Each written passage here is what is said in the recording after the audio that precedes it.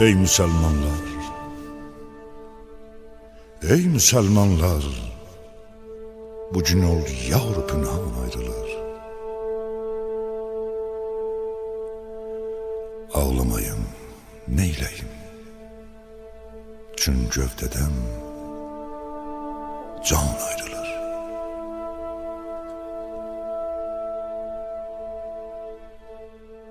Ey sənəm, hicran əlindən nalə-i zar eylərəm. Gözlərimdə savnasan dəryayı ümman ayrılır.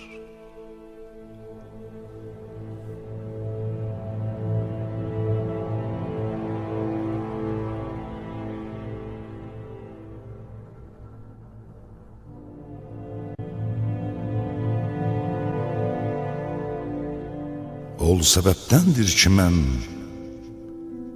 bimar rəncur olmuşam. Xəstə könlüm mərhəmi şul dərdə dərman ayrılır.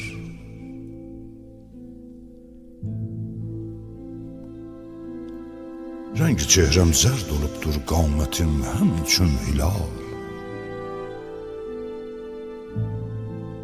Ol günəş üzlü həbibim lalə xəndan ayrılır.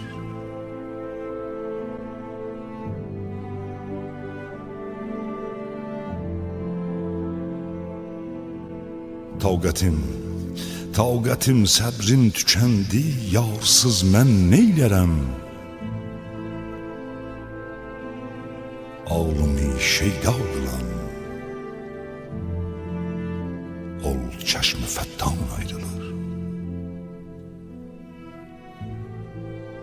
Məşəre yomul hesab qopdu qiyamət başıma. Yəni ey Yusuf sifətli piri Kənan ayrılır.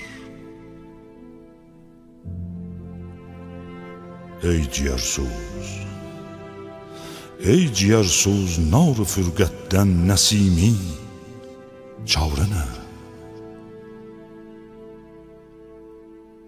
Hər kimə nəhmu qəsəmna cün əzəl dan